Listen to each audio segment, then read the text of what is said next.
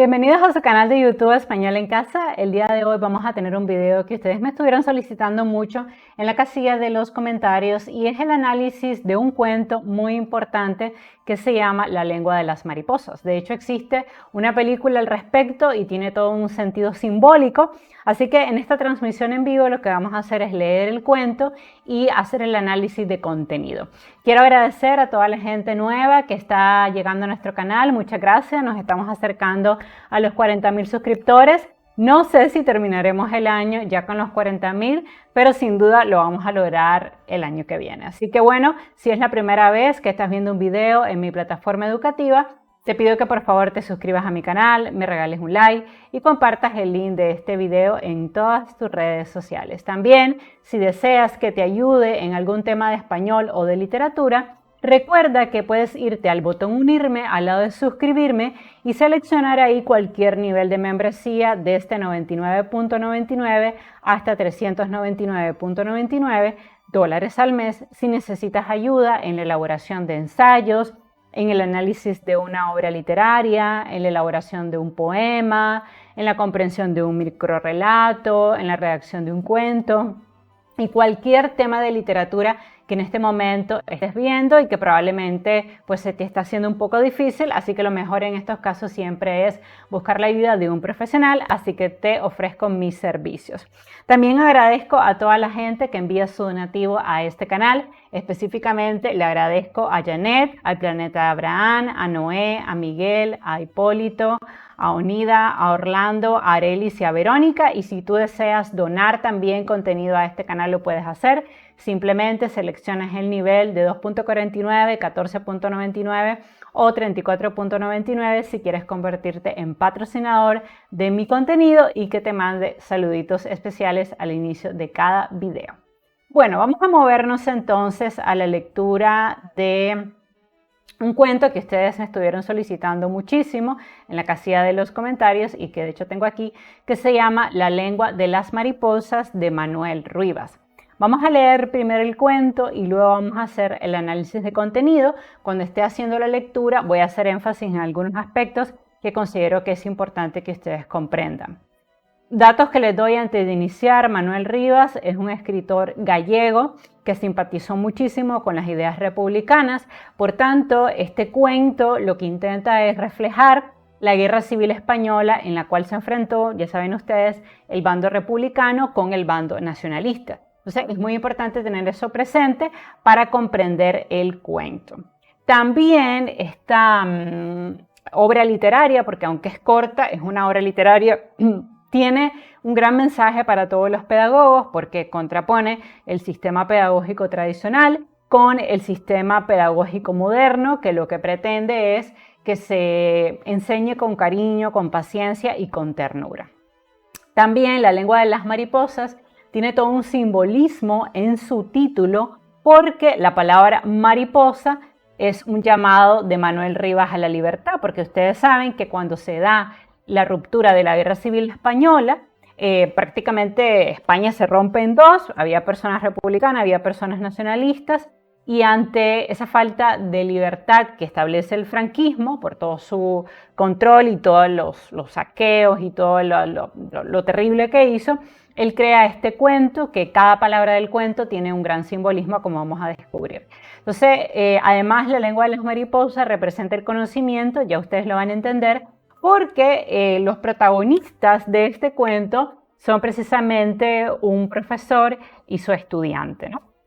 Entonces vamos a leer y luego vamos a hacer el análisis de contenido. Dice así: ¿Qué hay, gorrión? Espero que este año podamos ver por fin la lengua de las mariposas. El maestro aguardaba desde hacía tiempo que le enviaran un microscopio a los de la instrucción pública. Tanto nos hablaba de cómo se agrandaban las cosas menudas e invisibles por aquel aparato que los niños llegábamos a verlas de verdad, como si sus palabras entusiastas tuvieran un efecto de poderosas lentes. La lengua de la mariposa es una trompa enroscada como un resorte de reloj. Si hay una flor que la atrae, la desenrosca y la mete en el cáliz para chupar, ¿no? Eso le decía su profesor. Cuando lleváis el dedo humedecido a un tarro de azúcar, ¿a qué sienten ya el dulce en la boca como si la yema fuera la punta de la lengua, pues así es la lengua de la mariposa. Y entonces todos teníamos envidia de las mariposas. ¡Qué maravilla! Ir por el mundo volando con esos trajes de fiesta y parar en flores como tabernas con barriles llenos de jarabe. Yo quería mucho a aquel maestro. Al principio mis padres no podían creerlo. Quiero decir que no entendían o no podían entender cómo yo quería a mi maestro. Cuando era un picarito, o sea, un niño pequeño, la escuela era una amenaza terrible. Una palabra que cimbraba en el aire como una vara de mimbra. Hay una clara alusión aquí a la violencia, al modelo pedagógico tradicional en el cual se golpeaba a los niños, ¿no? Afortunadamente eso ha cambiado, pero a esto hace referencia el cuento.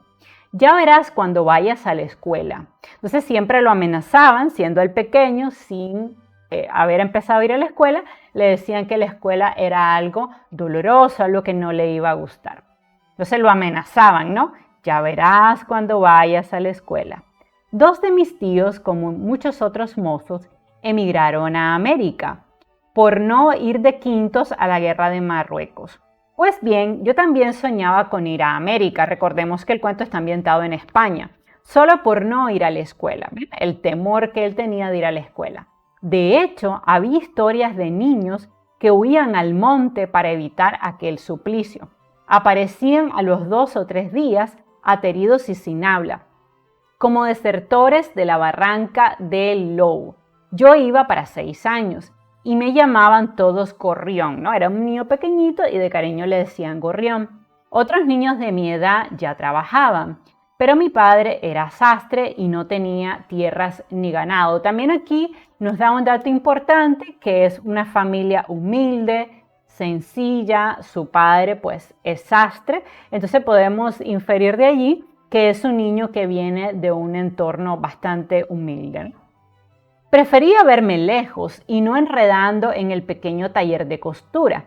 Así pasaba gran parte del día, correteando por la Alameda, y fue Corderito, el recolector de basura y hojas secas, el que me puso el apodo, pareces un gorrión, ¿no? Un gorrioncito, un niño pequeño, ¿no? Creo que nunca corrí tanto como aquel verano anterior al ingreso en la escuela. Corría como un loco y a veces sobrepasaba el límite de la Alameda y seguía lejos, con la mirada puesta en la cima del monte Sinaí, con la ilusión de que algún día me saldrían alas y podría llegar a Buenos Aires. Pero jamás sobrepasé aquella montaña mágica, ¿no? También hay algo curioso, el narrador aquí es este niño que está contando la historia, o sea que es un narrador que participa, es un narrador protagonista en la historia. Recuerden que hay diferentes tipos de narradores, no es un video sobre los tipos de narradores, pero solo les recuerdo que el narrador es intradigéticos dentro de la historia y extradigéticos fuera de la historia, y hay narradores protagonistas que cuentan la historia y la protagonizan, que este es el caso, narradores omniscientes que todos lo saben de todos los personajes, pero que no participan en la historia, y está también el narrador testigo que cuenta la historia pero no participa en ella, ¿no? Entonces, obviamente aquí hay un narrador protagonista. El niño protagoniza la historia pero también nos la está contando, por lo tanto, lo vemos todo desde el prisma de este niño. O sea, no sabemos lo que piensan los otros personajes, lo que sienten, porque él está contando su propia historia. Por tanto, tenemos una focalización interna, ¿no?, en el protagonista. Ya verás cuando vayas a la escuela. Nuevamente esta amenaza velada, ¿no?, de que él iba a sufrir en la escuela. Y me parece curioso cómo incluso de ahí podemos inferir que los padres de este niño también sufrieron violencia en la escuela, porque obviamente ellos le decían eso porque los habían golpeado en la escuela, ¿no? Algo que se estilaba mucho antes. Mi padre contaba como un tormento, como si le arrancara las amígdalas con la mano, la manera en que el maestro le arrancaba la geada del habla para que no dijeran ajua, ni jato, ni gracias. Todas las mañanas teníamos que decir la frase: los pájaros de Guadalajara tienen la garganta llena de trigo. Muchos palos llevábamos por culpa de Guadalajara. Obviamente, pues está contando el padre, ¿no?, que cuando él era chiquito, ellos decían Guadalajara en vez de Guadalajara, y pues eso acarreaba golpes físicos, ¿no? Entonces, aquí vemos nuevamente la contraposición entre la escuela tradicional y la escuela moderna. Si de verdad quería meterme miedo, lo consiguió. La noche de la víspera, al ingreso a la escuela, no dormí. Encogido en la cama, escuchaba el reloj de la pared en la sala con la angustia de un condenado. El día llegó con una claridad de mandil de carnicero. No mentiría si le dijera a mis padres que estaba enfermo. O sea, él estaba aterrado porque todo el mundo le había dicho que en la escuela había mucha violencia, ¿no? Entonces él tenía miedo. Qué triste, ¿no? Que en ese tiempo los niños temieran ir a la escuela porque en las escuelas se aplicaba el castigo físico. El miedo, como un ratón, me roía por dentro y me meé, o sea, se orinó, ¿no? No me meé en la cama, sino peor, en la escuela. Lo recuerdo muy bien. Pasaron tantos años y todavía siento una humedad cálida y vergonzosa escurriendo por las piernas. Estaba sentado en el último pupitre, medio escondido, con la esperanza de que nadie se percatara de mi existencia hasta poder salir y echar a volar por la alameda. A ver usted, póngase de pie. Obviamente el maestro, ¿no? El destino siempre avisa. Levanté los ojos y vi con espanto que la orden iba para mí. Aquel maestro feo como un bicho me señalaba con la regla. Era pequeña, de madera, pero a mí me apareció la lanza de Anclerín. ¿Cuál es su nombre? Gorrión. Bueno, así le decían de cariño, obviamente no era su nombre, pero él dice Gorrión porque recordemos que este es un niño pequeño. Hay una película muy buena que retrata justamente este cuento y que se llama igual La lengua de las mariposas, donde se ve un niño espléndido que hace la interpretación de este pequeño niño, ¿no? Entonces, todos los niños rieron a carcajadas. Sentí como si me batieran con latas en las orejas. ¿Gorrión? Le preguntó el maestro, ¿no? No recordaba nada, ni mi nombre. Todo lo que yo había sido hasta entonces había desaparecido de mi cabeza. Mis padres eran dos figuras borrosas que se desvanecían en la memoria. Miré cara al ventanal, buscando con angustia los árboles de la alameda, y fue entonces que me meé, ¿no? Sé que se orinó del terror que él sentía porque él creía que el maestro lo iba a golpear, ¿no? Cuando se dieron cuenta los otros rapaces, o sea, los niños, las carcajadas aumentaron y resonaban como trallazos. Huí, eché a correr como un loquito con alas. Corría, como solo se corre en sueños y viene tras de uno el sacaunto. Yo estaba convencido de que eso era lo que hacía el maestro, venir tras de mí. Podía sentir su aliento en el cuello y el de todos los niños, como jauría de perros a la caza de un zorro.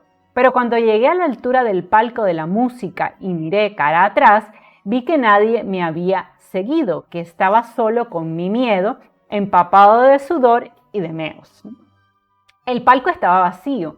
Nadie parecía reparar en mí, pero yo tenía la sensación de que toda la villa estaba disimulando, que docenas de ojos censuradores acechaban en las ventanas y que las lenguas murmuradoras no tardarían en llevarle la noticia a mis padres. Las piernas se dieron por mí, caminaron hacia el Sinaí con una determinación desconocida hasta entonces. Esta vez llegaría hasta Coruña y embarcaría de polizón en uno de esos navíos que llevan a Buenos Aires. Desde la cima del Sinaí no se veía el mar, sino otro monte más grande todavía, con peñascos recortados como torres de una fortaleza inaccesible. Ahora recuerdo con una mezcla de asombro y de nostalgia lo que tuve que hacer aquel día. Yo solo en la cima, sentado en silla de piedra bajo las estrellas, mientras que en el valle se movían como luciérnagas los que con candil andaban en mi búsqueda. Entonces también nos da un dato curioso, que él escapa, ¿no? Porque tiene miedo y a través del cómo se crea un símil, ¿no? Las personas lo están buscando en la oscuridad porque es un niño que ha desaparecido. Recordemos que él es un niño pequeño. Mi nombre cruzaba la noche cabalgando sobre los aullidos de los perros. No estaba sorprendido, era como si atravesara la línea del miedo. Por eso no lloré ni me resistí cuando llegó donde mí la sombra regia de Cordeiro. Me envolvió con su chaquetón y me abrazó en su pecho. Tranquilo, gorrión, ya pasó todo. Dormí como un santo aquella noche. pegadito a mi mamá. Nadie me reprendió. Mi padre se había quedado en la cocina fumando en silencio, con los codos sobre el mantel de hule, las colillas amontonadas en el cenicero de concha de Viera, tal como pasara cuando había muerto la abuela. Tenía la sensación de que mi madre no me había soltado de la mano en toda la noche. Entonces ven estas referencias afectivas, que él está muy asustado, tiene mucho miedo, ha huido, finalmente lo han encontrado y él está con el abrigo de sus padres. Pero tarde o temprano lo van a volver a mandar a la escuela, ¿no? Así me llevó agarrado como quien lleva un cerón en mi vuelta a la escuela. Y en esta ocasión, con corazón sereno, pude fijarme por vez primera en el maestro.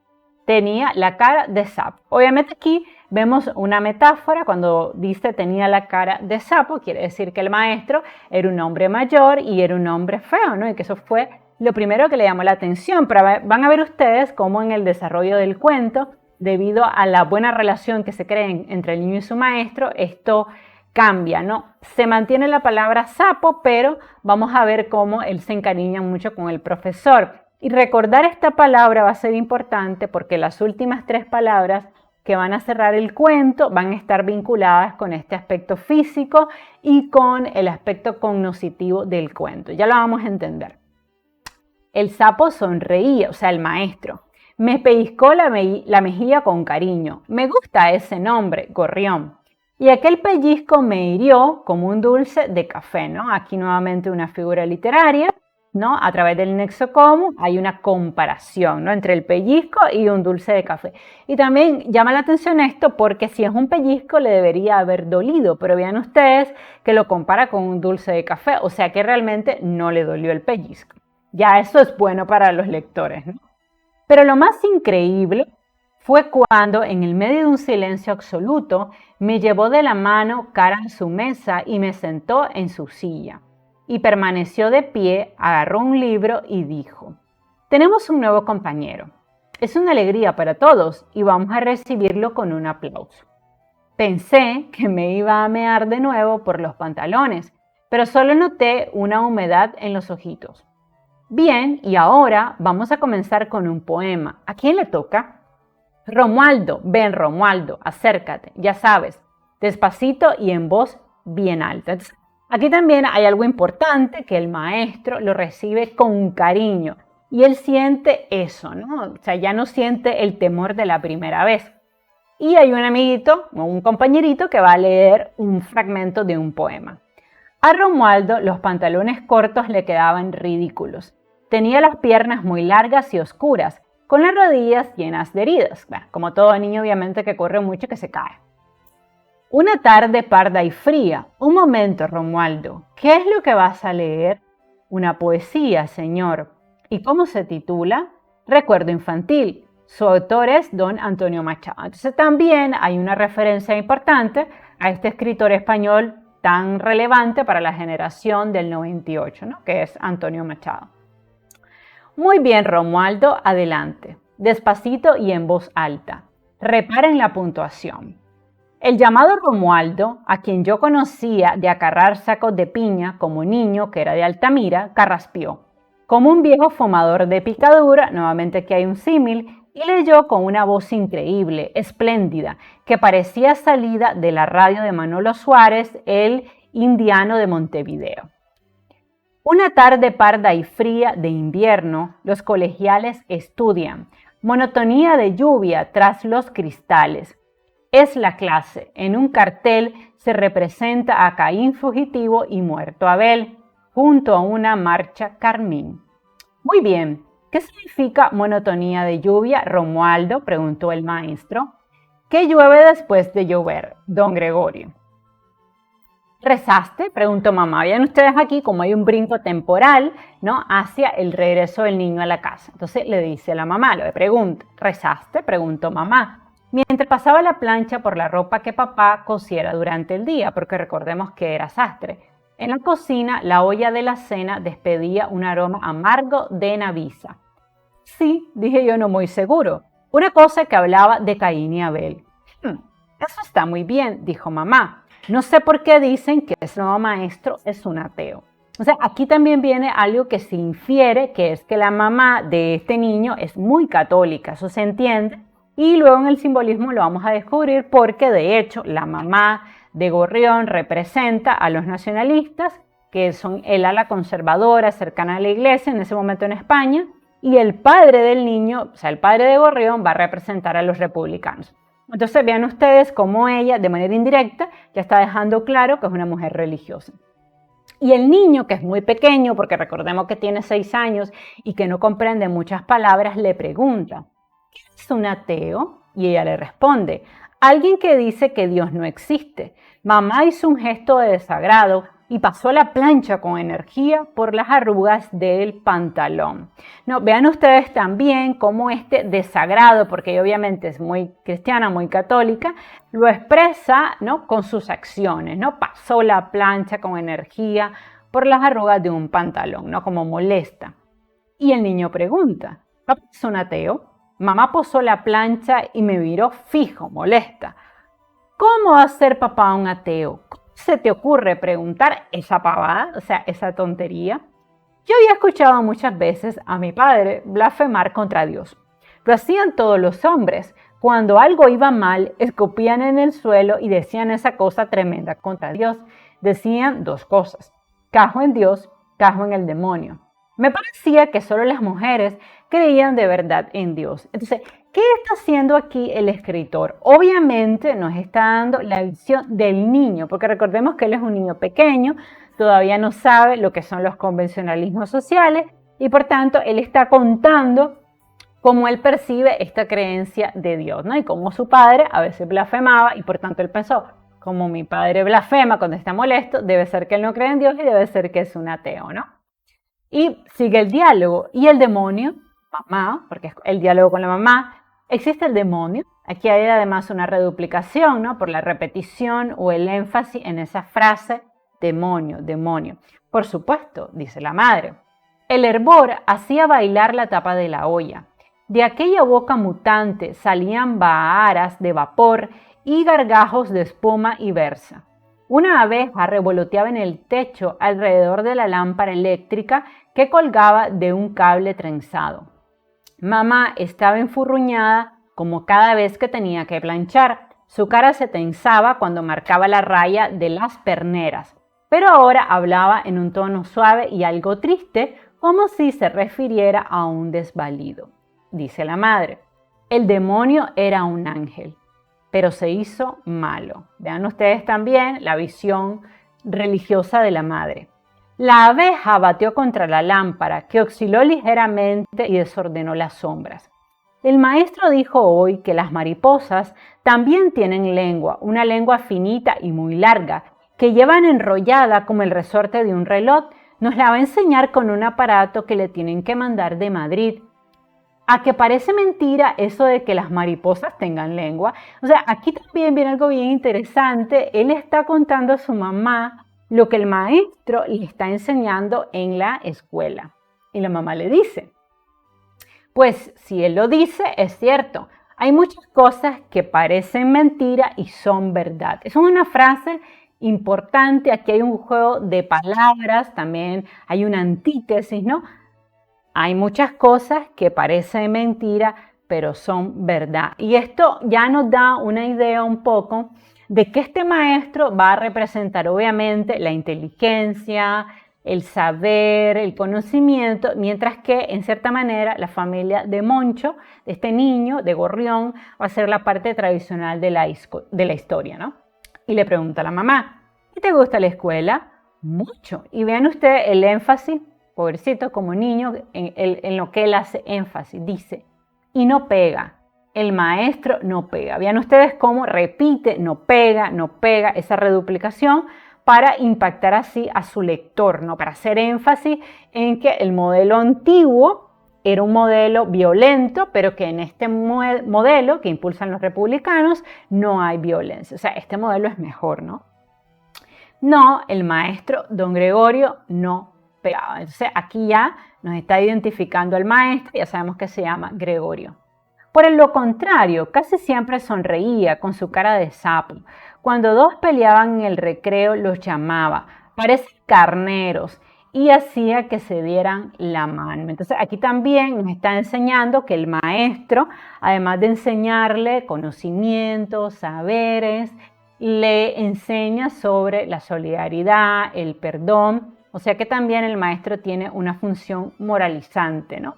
De enseñarle valores a los niños. Luego lo sentaba en el mismo pupitre. Así fue como hice mi mejor amigo, Don Bodán, grande, bondadoso y torpe. Había otro rapaz, Eladio, que tenía un lunar en la mejilla en el que golpearía con gusto, pero nunca lo hice por miedo a que el maestro me mandara a darle la mano y que me cambiara junto a Don Bodán. O sea que él se había peleado con Don Bodán y por eso los entraban mucho juntos, porque peleaban. Y esa era la manera en que el maestro lograba que ellos limaran sus asperezas. El modo que tenía don Gregorio de mostrar un gran enfado era el silencio. Aquí también viene algo interesante, el poder del silencio. O sea, en vez de ejercer la violencia sobre los niños, el maestro los amenazaba con hacer silencio y les decía: si ustedes no se callan, tendré que callar yo. Nuevamente, vean ustedes la repetición, callan, callar. Entonces aquí hay una derivación, palabras con la misma raíz. Esto es una figura retórica. E iba cara al ventanal con la mirada ausente, perdida en el Sinaí. Era un silencio prolongado, desasosegante, como si nos dejara abandonados en un extraño país, ¿no? Aquí también hay un epíteto, nos dice cómo es el país extraño y nos dice que ese silencio era prolongado, desasosegante, ¿no? Características realmente que no son en sí tan propias del silencio, más bien aquí vemos una personificación. Sentí pronto que el silencio del maestro era el peor castigo imaginable, porque todo lo que tocaba era un cuento atrapante. El cuento podía comenzar con una hoja de papel, después de pasar por el Amazonas y el sístole y diástole del corazón. Todo se enhebraba, todo tenía sentido: la hierba, la oveja, la lana, mi frío. Aquí obviamente hay una enumeración. Cuando el maestro se dirigía al mapa mundi, nos quedábamos atentos, como si se iluminara la pantalla del Cine Rex. Sentíamos el miedo de los indios cuando escucharon por vez primera el relincho de los caballos y el estampido del arcauca. Hay una clara alusión a la época de la conquista, porque recordemos que este escritor es español y pues España conquistó América, ¿no? Íbamos al lomo de los elefantes de Aníbal de Cartago por las nieves de los Alpes, camino de Roma. Luchamos con palos y piedras en Monte Sampaio contra las tropas de Napoleón. Pero no todo eran guerras, o sea, no todo era historia. Hacíamos hoces y rejas de arado en las herrerías de Lincio. Escribíamos cancioneros de amor en Provenza y en el mar de Vigo. Construimos el pórtico da Gloria. Plantamos las patatas que vinieron de América. Y a América emigramos cuando vino la peste de la patata. Y entonces vean ustedes cómo nuevamente él le cuenta a la mamá: las patatas vinieron de América, le dije a mi madre en el almuerzo cuando dejó el plato delante mío. La mamá le dice: ¿que iban a venir de América? Siempre hubo patatas, sentenció ella. No, se comían castañas. Y también vino de América el maíz. Y ahora viene una aseveración importante. Era la primera vez que tenía la clara sensación de que gracias al maestro sabía cosas importantes de nuestro mundo que ellos, los padres, desconocían. Esto obviamente nos da un indicio de que, pues, obviamente los padres de Moncho eran papás sencillos, sin mucha educación, y normalmente, pues cuando esto ocurre, los padres buscan responder las preguntas de los niños de manera rápida y con lo primero que se les ocurre. Pero allí se da cuenta él que los padres no son las personas que lo saben todo, porque el maestro sabe cosas nuevas que sus padres desconocen. Entonces aquí también nos da una idea de que el maestro es un hombre muy culto y muy inteligente versus a los padres de Moncho. Pero los momentos más fascinantes de la escuela eran cuando el maestro hablaba de los bichos. Las arañas de agua inventaban el submarino. Las hormigas cuidaban de un ganado que daba leche con azúcar y cultivaban hongos. Había un pájaro en Australia que pintaba de colores su nido con una especie de óleo que fabricaba con pigmentos vegetales. Nunca me olvidaré. Se llamaba tilonorrinco. Lo voy a marcar porque esta palabra va a ser muy importante más adelante. Entonces prestémosle atención. El macho ponía una orquídea en el nuevo nido para atraer a la hembra. Interés que me convertí en el suministrador de bichos de don Gregorio y él me acogió como el mejor discípulo, ¿no? Aquí tenemos un epíteto. Había sábados y feriados que pasaba por mi casa e íbamos juntos de excursión. Recorríamos las orillas del río, las gándaras, el bosque y subíamos al monte Sinaí. O sea, el maestro le está enseñando. Eso es lo que también representa aquí el monte Sinaí, el pináculo del conocimiento al cual el niño tiene acceso gracias a su profesor. Cada viaje de esos era para mí como una ruta del descubrimiento. Volvíamos siempre con un tesoro, una mantis, una libélula, un escornabois y una mariposa distinta cada vez, aunque yo solo recuerde el nombre de una a la que el maestro llamó iris, también va a ser una palabra muy importante, no la olviden, y que brillaba hermosísima, posada en el barro o en el estiércol. Aquí hay una clara metáfora. Esta metáfora representa el conocimiento, ¿no? Lo que el maestro le está dando. Y van a ver ustedes que más adelante el barro o el estiércol es la guerra civil española en la cual se enfrentan los republicanos versus los nacionalistas, que al final termina en el franquismo, ¿no? Que fue una dictadura muy cruenta en España, una época muy negra porque además Franco va a apresar, a matar a muchísimos intelectuales en ese momento en España. De regreso cantábamos por las corredorías como dos viejos compañeros. Aquí tenemos otro epíteto. Los lunes en la escuela el maestro decía, y ahora vamos a hablar de los bichos de gorrión, ¿no? Entonces compartían este gusto por los animalitos y él los atrapaba y se los daba al maestro, ¿no? Para mis padres, esas atenciones del maestro eran una honra. O sea, aquí también hay cosa importante. Vean ustedes que los padres son humildes, por tanto, al menos en esta primera parte, el hecho que un maestro, un hombre tan inteligente, tan instruido como don Gregorio, le dé una atención especial a su hijo, a ellos los honra. Y por eso, como toda gente humilde, quieren tener un pequeño detalle con el profesor. Aquellos días de excursión, mi madre preparaba la merienda para los dos.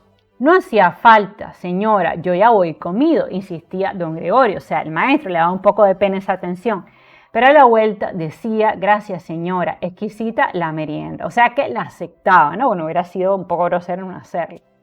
Estoy segura de que pasa necesidades, decía mi madre por la noche. Aquí también nos da otro dato importante, la precariedad del trabajo de los maestros en ese tiempo y que sigue siendo precario. Porque los maestros que cambian la vida de tantas personas, pues la realidad es que no ganamos lo que deberíamos para todo el trabajo de formación que hacemos. Entonces, el escritor está señalando esto como importante, ¿no? Que el maestro no es rico, no gana mucho, pero que a pesar de eso le gusta su trabajo. Vean ustedes cómo él ha logrado que Gorrión se enamore de la escuela. O sea, a él le encanta ir a la escuela porque aprende cosas nuevas, porque interactúa con otros niños. Entonces, ve aquí cómo él asiste a esta conversación entre sus padres, en el cual se devela que pues su maestro gana poco, ¿no?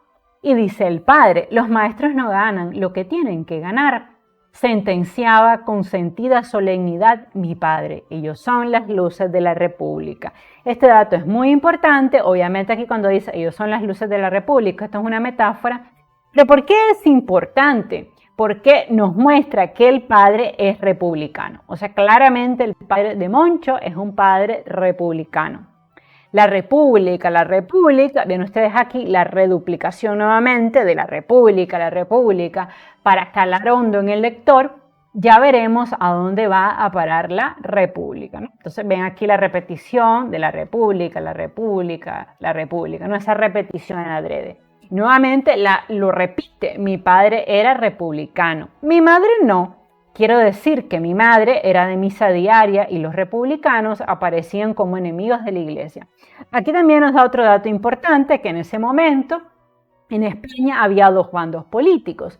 Los republicanos, que eran partidarios por la educación, la modernidad, la reforma escolar, y los nacionalistas, que eran tradicionales, partidarios de la iglesia y pues personas que no estaban tan de acuerdo con la modernidad, con el avance de la ciencia, con la prosperidad, ¿no? O sea, un poco no estaban de acuerdo con el siglo de las luces. Porque recordemos que en ese momento en España se estaba haciendo una reforma educativa. La base de esa reforma educativa era precisamente las ideas republicanas, que eran antimonárquicas, que estaban basadas en precisamente el desarrollo de la ciencia, la educación al margen de la iglesia, pero lo que intenta simbolizar el escritor en Los Padres de Moncho es que había dos bandos políticos, los nacionalistas a favor de la iglesia y de las costumbres y los republicanos a favor de la independencia, de la reforma educativa y de la modernidad. Y sigue el cuento. Procuraban no discutir cuando yo estaba delante, pero muchas veces lo sorprendí. Entonces, nuevamente asistimos a ese mundo infantil que todavía él no entiende en este momento, pero del cual él va a ser arrancado de manera violenta cuando llega la Guerra Civil Española, que hacia allá nos movemos, ¿no? Que es la segunda parte del cuento. ¿Quién es tú contra Azaña? O sea, el presidente de la República. Aquí también hay un dato histórico importante. Manuel Azaña era el presidente en España en ese momento, abiertamente republicano, había creado dos partidos políticos. Entonces ellos están discutiendo, ¿no? Los Padres de Moncho. Esa es la cosa del cura, que te anda calentando la cabeza. Yo a misa voy a rezar, decía mi madre. Tú sí, pero el cura no. Entonces, nuevamente, vemos aquí esa distinción claramente entre los republicanos, un poco más partidarios por la ciencia, y la iglesia, los curas, un poco más partidarios por el ala más conservadora, que al final es la que adquiere el poder, porque cuando se da el golpe de Estado, los nacionalistas toman el poder y desplazan a los republicanos, los matan. El mismo padre de Moncho va a tener que renegar de sus ideas políticas para poderse mimetizar dentro de la población y no ser asesinado. O sea que el cuento se va a volver más crudo más adelante, ¿no? Y sigue el cuento. Un día que don Gregorio vino a recogerme para ir a buscar mariposas, mi padre le dijo que si no tenía inconveniente, le gustaría tomarle las medidas para hacerle un traje. El maestro miró alrededor con desconcierto, se le sorprende, y le dice el padre de Moncho: «Es mi oficio», dijo mi padre con una sonrisa. Y contesta el maestro con respeto al padre de Moncho: «Respeto mucho los oficios», dijo por fin el maestro. Este también dato es importante porque vemos que aunque el maestro es un hombre instruido, un hombre inteligente, no desprecia los oficios ni tampoco a los padres de Moncho, a pesar de que obviamente ellos pertenecen a una clase modesta y muy sencilla, y aprecia el regalo que le están dando. Y vean ustedes cómo lo aprecia. Don Gregorio llevó puesto aquel traje durante un año y lo llevaba también aquel día de julio de 1936, cuando se cruzó conmigo en la Alameda, camina del ayuntamiento. ¿Qué hay, gorrión? A ver si este año podemos verles por fin la lengua a las mariposas. Aquí viene algo muy importante. El escritor nos está ubicando en julio de 1936, cuando se da precisamente el levantamiento, el golpe de Estado, que termina arrancándole el control que tenía en ese momento el bando republicano y se lo entrega a los nacionalistas, y luego viene el franquismo, ¿no? Entonces, obviamente, este cuento tiene todo un sentido político e ideológico. Vean ustedes también otro dato curioso, que nunca llega el microscopio, ¿no? Ese microscopio representa lo que hubiera pasado si los republicanos hubieran seguido en el poder, o sea, hubiera seguido avanzando la reforma educativa. Pero al final esta reforma educativa es truncada totalmente por el golpe de Estado, que al final le quita el gobierno a los republicanos y se lo entrega a los nacionalistas. Y vean ustedes cómo ya el escritor nos va introduciendo a este tema. Dice: algo extraño estaba por suceder. Todo el mundo parecía tener prisa, pero no se movía. Los que miraban para la derecha miraban cara a la izquierda. Cordeiro, el recolector de basura y hojas secas, aquí tenemos también epítetos, estaba sentado en un banco cerca del palco de la música. Yo nunca viera sentado en un banco a Cordeiro. Miró cara para arriba, con la mano de visera. Cuando Cordeiro miraba así y callaban los pájaros, era que venía una tormenta, que hay una prefiguración. algo catastrófico que va a pasar y que nos lo está advirtiendo. O sea, eso es una prefiguración, esa es la figura retórica o de pensamiento, ¿no? Advertirnos que algo malo va a pasar, y lo dice aquí claramente, viene una tormenta. Esto es una metáfora de la guerra civil. Sentí el estruendo de un moto solitario. Era un guarda con una bandera sujeta en el asiento de atrás. Pasó delante del ayuntamiento y miró cara a los hombres que conversaban inquietos en el porche. Gritó: ¡Arriba España! Y arrancó de nuevo la moto, dejando atrás una estela de estallidos. Entonces aquí se está dando a entender que ya está comenzando la guerra civil prácticamente, ¿no? Las madres comenzaron a llamar a los niños. En la casa parecía haber muerto otra vez la abuela, o sea, había mucha tristeza en la casa. Mi padre amontonaba colillas en el cenicero porque estaba nervioso, fumaba, y mi madre lloraba y hacía cosas sin sentido, como abrir el grifo del agua y lavar los platos limpios y guardarlos sucios. Llamaron a la puerta y mis padres miraron el picaporte con desasosiego. Era Amelia, la vecina que trabajaba en la casa de Suárez, el indiano. ¿Saben lo que está pasando? En La Coruña, los militares declararon el estado de guerra. Están disparando contra el gobierno civil, ¿no? Que era el gobierno del presidente en ese momento. ¡Santo cielo!, se persinó la madre, asustada. Recordemos que era muy católica. Y aquí continúa Amelia en voz baja, como si las paredes oyeran. Hay una personificación de las paredes, como si pudieran huir, hay una comparación. Se dice que el alcalde llamó al capitán de carabineros, pero que éste mandó decir que estaba enfermo. Entonces aquí también nos da una idea que los que normalmente se identificaban claramente como republicanos están teniendo miedo porque están viendo que hay una persecución, y el alcalde es el primero que prácticamente sale corriendo. Al día siguiente no me dejaron salir a la calle. Yo miraba por la ventana y todos los que pasaban me parecían sombras encogidas, como si de pronto cayera el invierno y el viento arrastrara a los gorriones de la Alameda como hojas secas. Nuevamente, muchas comparaciones a través del nexo como. Además nos da datos que la familia estaba asustada, ese día no va a la escuela porque todo el mundo tiene miedo. Llegaron tropas de la capital y ocuparon el ayuntamiento. Mamá salió para ir a la misa y volvió pálida y triste, como si se hiciera vieja en media hora. Obviamente aquí también hay una comparación, también hay un lenguaje hiperbólico. O sea, obviamente es imposible que se haya hecho vieja en media hora, pero esto nos da una idea de que vuelve muy asustada. Y vean ustedes la conversación entre los padres. Están pasando cosas terribles, Ramón. Oí que le decía entre sollozos a mi padre. También él había envejecido. Nuevamente un lenguaje hiperbólico que indica que a la familia le ha caído como un balde de agua fría, ¿no? Porque recordemos que el padre del niño era republicano. Peor todavía, parecía que había perdido toda voluntad. Entonces, recordemos siempre el contexto: el padre es republicano, había un presidente republicano, le dan un golpe de estado, queda la madre que pertenece a los nacionalistas, que van ustedes a ver en el cuento que ella termina tomando el control de la familia como una muestra de lo que va a pasar en España, porque los nacionalistas van a tomar el poder. Se arrellanó en un sillón y no se movía, no hablaba, no quería comer. O sea, su padre estaba asustado, aterrado, preocupado. Y vea lo que dice la madre. Hay que quemar las cosas que te comprometan, Ramón. Los periódicos, los libros, todo. Vean ustedes que lo compromete, además, son cosas vinculadas a la inteligencia, al conocimiento.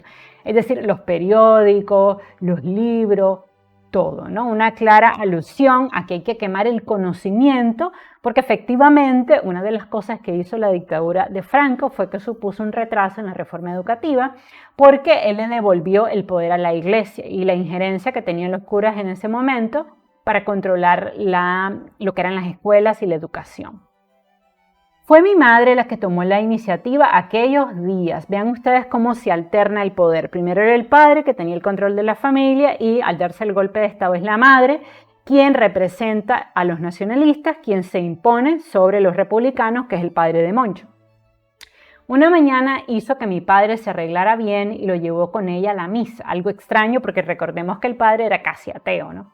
Cuando volvieron me dijo: ven, Moncho, vas a venir con nosotros a la Alameda.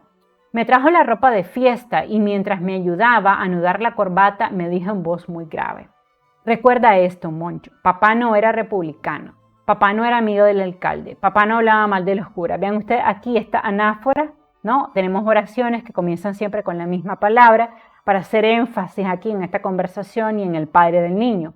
Y otra cosa muy importante, Moncho.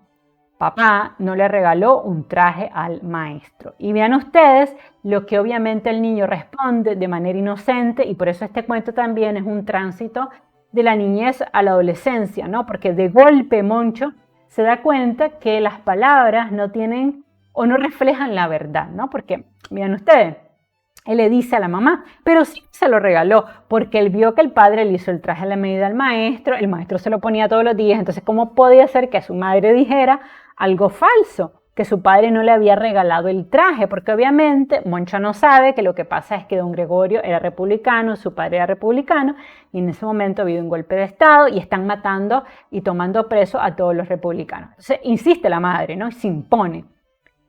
No, Moncho, no lo regaló. ¿Entendiste bien? No lo regaló. Y ven ustedes aquí esta repetición. No lo regaló, no lo regaló. Y vemos la duplicación para dejar esa idea nuevamente en el lector, otra figura retórica o de pensamiento. Había mucha gente en la Alameda, toda con ropa de domingo. Bajaron también algunos de las aldeas, mujeres enlutadas, ven ustedes aquí, epítetos, paisanos viejos de chaleco, epítetos y sombrero, niños con aire asustado, epíteto, precedidos por algunos hombres con camisa azul y pistola en el cinto. ¿Quiénes son estos hombres con camisa azul y pistola en el cinto? Obviamente los republicanos que han tomado el control. 2 filas de soldados abrían un corredor desde la escalinata del ayuntamiento hasta unos camiones con remolque entoldado, como los que se usaban para transportar el ganado en la feria grande. Nos está ubicando en el contexto, van a la plaza y están limpiando el pueblo con todos los republicanos, o sea, se lo están llevando preso para matarlos. Pero en la Alameda no había el alboroto de las ferias, y vean ustedes cómo el lector siempre nos explica todo desde el punto de vista del protagonista, del niño que está contando la historia, porque recordemos que esto es un narrador protagonista, Moncho es el niño que lo cuenta, y todo lo vemos a través del prisma de la inocencia. Entonces dice, pero en la Alameda no había el alboroto de las ferias, sino un silencio grave, ¿no? Aquí nuevamente hay una personificación del silencio como si pudiera ser grave, cuando en realidad somos graves las personas, pero para hacer énfasis de la tragedia que se viene, ¿no? Y vean ustedes que dice como el silencio de Semana Santa, siempre bajo las prismas de la mirada inocente del niño. La gente no se saludaba, ni siquiera parecían reconocerse los unos a los otros. Toda la atención estaba puesta en la fachada del ayuntamiento. Un guardia entreabrió la puerta y recorrió el gentío con la mirada. Luego abrió del todo e hizo un gesto con el brazo. De la boca oscura del edificio, escoltados por otros guardias, salieron los detenidos. Iban atados de manos y de pies en silente bordada. Nuevamente la palabra silencio. De algunos no sabía el nombre, pero conocía todos aquellos rostros, o sea, eran vecinos de él, eran personas del pueblo que él había visto. El alcalde, el de los sindicatos, el bibliotecario del Ateneo Resplandor Obrero, Charlie, el vocalista de la orquesta Sol y Vida, el cantero, a quien llamaban Hércules, padre de don Bodán, su mejor amigo, y al cabo de la acordada, jorobado y feo como un sapo, el maestro. ¿Ven? Aquí hay un símil o comparación, compara nuevamente al maestro con el sapo, pero esta palabra sapo va a ser muy importante porque la había mencionado arriba y este va a ser el final del cuento. Entonces prestémosle mucha atención a esta palabra. Entonces tristemente él ve que su maestro, su amado maestro, la persona, un cuento tremendo, ¿no? La persona que le ha enseñado el poder del conocimiento, de la lectura, de la naturaleza, de la botánica, también ha sido apresado. Claro, él es un niño y no entiende lo que está pasando, pero lo va a entender. Se escucharon algunas órdenes y gritos aislados que resonaron en la Alameda como petardos, ¿no? Vean ustedes el símil de comparación a través del nexo como. Poco a poco de la multitud fue saliendo un ruge-ruge que acabó imitando aquellos apodos. Traidores, criminales, rojos, ¿no? Porque era el color que identificaba a los oficiales de la República. Y vean ustedes lo que dice la madre de Moncho. Grita tú también, Ramón, por lo que más quieras, grita. Mi madre llevaba agarrada del brazo a papá, como si lo sujetara con toda su fuerza para que no desfalleciera. Que vean que gritas, Ramón, que vean que gritas. Entonces, nuevamente, esta enumeración, esta repetición, ¿ok? Indicando que claramente el padre de Moncho es republicano y lo tienen que ocultar. Nadie se puede enterar porque si alguien se entera, se lo van a llevar preso y lo van a matar. Y entonces oí como mi padre decía, traidores con un hilo de voz, ¿no? O sea, bajito, y luego cada vez más fuerte, criminales rojos. Saltó del brazo a mi madre y se acercó más a la fila de los soldados con la mirada enfurecida cara al maestro y le dijo, asesino, anarquista, come niños. De hecho, eran las palabras que utilizaban los nacionalistas para criticar a los republicanos. Asesinos, anarquistas, come niños, ¿no? Ahora mamá trataba de retenerlo, o sea, el padre está desesperado, está muy alterado por lo que está pasando, tiene miedo obviamente y entonces de manera desesperada quiere aferrarse a la mentira de que él no es republicano para que no se lo lleven preso. Pero exagera y la madre llega un momento que la madre trata de calmarlo, pero él le retira la chaqueta discretamente y estaba fuera de sí, entonces grita, cabrón, hijo de mala madre. Nunca le había escuchado llamar eso a nadie. Vean nuevamente la mirada de niño que no entiende lo que está pasando, ni siquiera al árbitro en el campo de fútbol, ¿no? Que sería como el momento en que él vio a su padre más enojado, más molesto. Su madre no tiene la culpa, Moncho recuerde eso, pero ahora se volvía cara a mí enloquecido y me empujaba con la mirada, los ojos llenos de lágrimas y de sangre. Grítale tú también, Monchito, grítale tú también. Entonces el padre está como enajenado, está obviamente asustado, con miedo y no atina más que pedirle al niño que también lo ayude en este afán de cubrir que ellos realmente eran republicanos y de hecho lo van a lograr porque esa es la idea de la familia, mimetizarse al final para sobrevivir y de hecho creo que es una excelente manera de enfocar la situación porque al final si se daban cuenta que el padre de Moncho era republicano lo iban a matar, entonces es una manera en que también él pues trata de preservar la vida, de proteger a su familia en este contexto hostil y no tiene más que atacar al pobre maestro al que originalmente respetaba, tenía cariño, pero también esto demuestra que al final los seres humanos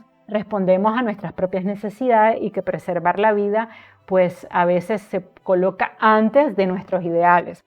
No todo el mundo es así, han habido personas que han dado su vida por un ideal, pero hay otras personas que no, que cuando las cosas se ponen difíciles se echan para atrás y tal es el caso del padre de Moncho, ¿no? Y él le dice al niño que ofenda al maestro también. Y viene el final espectacular de este cuento que tiene una gran reflexión pedagógica, dice así, cuando los camiones arrancaron cargados de presos, yo fui uno de los niños que corrían detrás lanzando piedras. Buscaba con desesperación el rostro del maestro para llamarlo traidor y criminal. Vean ustedes cómo él también un poco pareciera como que está enajenado, no comprende bien lo que está pasando, pero claro, al ser su padre, su referente, su madre, pues hace lo que le dice y se enardece y busca con desesperación el rostro del maestro para ofenderlo. Pero el convoy donde se lo llevan, obviamente para matarlo, era ya una nube de polvo a lo lejos y yo en el medio de la alameda con los puños cerrados, ¿no? Porque esto también representa la pérdida de su inocencia, solo fui capaz de murmurar con rabia, sapo, tilonorrinco, iris. Y este es el final del cuento, que es un final magistral, porque nos dice mucho. Yo les decía, presten atención, son solo 3 palabras, pero estas palabras encierran un gran significado. ¿Quién era el sapo? El profesor. Y tilinorrinco, iris, eran las palabras que el maestro le había enseñado. Entonces, al final del cuento, lo que nos quiere decir del escritor es que a través del conocimiento y el saber, Moncho logra ser más fuerte que la Guardia Civil, que la violencia. Porque al final todo lo que su maestro, su amado maestro, le ha enseñado, ha permeado su mente y su corazón, de forma tal que él nunca va a olvidar todo lo que le enseñó el maestro. Es un final espectacular, un final que además uno no prevé porque lo pudo haber dicho de otra manera, Pudo haber terminado el cuento y fui incapaz de murmurar palabras, solo que se quedó lanzando piedras, pero hay un remate estilístico que refleja claramente la habilidad que tiene este escritor para hacer cuentos, y es que usa con mucha habilidad palabras que ya nos dijo delante, sapo, que era la palabra con que se identificaba el maestro, y las otras dos palabras que representan el saber, el conocimiento, y cómo, aunque las personas en el pueblo no lo sepan, cuando este niño está gritando sapo, tilinorrinco, iris, está gritando, pero por encima de la violencia, de la tortura, de la muerte, de los soldados, del ejército, estará siempre el conocimiento y el saber, porque es algo que una vez que llega a tu vida te permea y te cambia. Y eso es lo que quiere decir este cuento. Es un cuento muy hermoso, es un cuento donde obviamente el escritor nos envía un gran mensaje sobre la ruptura que ocasiona la guerra civil en España en ese momento, la lucha entre republicanos y nacionalistas, pero también que el saber, la educación, el conocimiento es algo que toca vidas, transforma vidas, y al final por eso esta es la manera en que el niño puede responder a la situación y demostrar que nunca va a olvidar lo que le enseñó su profesor. O sea que de manera muy magistral él le está gritando a la Guardia Civil: sí, ustedes pueden llevarse preso a los republicanos, pueden matar a las personas, pero lo que mi maestro me enseñó, eso ya no me lo pueden quitar, y por eso mi maestro siempre va a vivir conmigo, porque todo lo que él me enseñó va a ser parte de mí, y no importa la violencia, la masacre, los asesinatos, eso no me lo pueden quitar. Entonces hay todo un sentido simbólico. Obviamente también dentro del cuento vemos una contraposición entre la educación tradicional, conservadora, y la educación moderna, porque obviamente en el cuento hay una clara crítica a cómo era la educación antes de la reforma educativa impulsada en ese momento en España, en el contexto en que nace el cuento. Recordemos también que Manuel Rivas, y hay que decirlo, era abiertamente republicano, y obviamente esto se nota en el cuento, que él pues identifica al bando republicano con las ideas de progreso, de avance, las ideas científicas, la reforma educativa, y a los nacionalistas, obviamente como él no era nacionalista, lo identifica con la iglesia, con la tradición, con las costumbres, con el oscurantismo. Más allá de esto, de si esto es verdad o no, porque sería una gran disertación filosófica, política, ideológica, porque obviamente ambos bandos en la guerra cometieron asesinatos, hubo masacre de ambos lados, pero pues también Manuel aquí, el escritor, nos deja un poco percibir que él era republicano, que apoyaba la república, y obviamente también esto es un cuento de crítica al franquismo y a los nacionalistas, ¿no?, que usurparon el poder. Bueno, espero que les haya gustado el cuento. Como siempre se los dejo en el link de la descripción por si ustedes lo quieren descargar, leerlo con calma. Si en este momento estás haciendo, por ejemplo, un ensayo argumentativo sobre este cuento, La lengua de las mariposas, pues puedes analizar el simbolismo del cuento. Vean ustedes, les repito, las mariposas representan la libertad que en ese momento ha perdido el pueblo español. El niño representa el germen del conocimiento, como una vez que el conocimiento llega a tu vida te cambia. El maestro representa la inteligencia, el conocimiento. Los padres de Moncho representan los dos bandos políticos, la madre los nacionalistas, el padre los republicanos. También vemos algunos elementos del microscopio, por ejemplo, representa el desarrollo que hubiera tenido la educación si los republicanos hubieran seguido en el poder.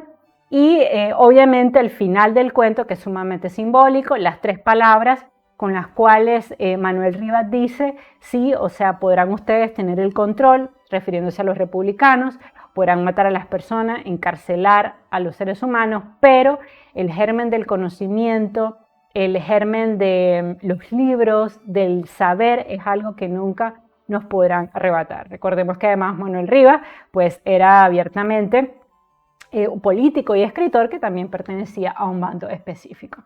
Bueno, espero que les haya gustado el en vivo, les mando un beso y un abrazo. Me encantaría saber en la casilla de los comentarios si habéis leído este cuento, La lengua de las mariposas, o si has visto la película. ¿Qué te gustó más, el cuento o la película? En mi opinión la película está excelente, pero obviamente pues no es más que un reflejo del cuento. Así que yo creo pues que a lo personal está mejor el cuento, pero la película vale muchísimo la pena. Les mando un beso y un abrazo. Los quiero mucho y nos seguimos viendo.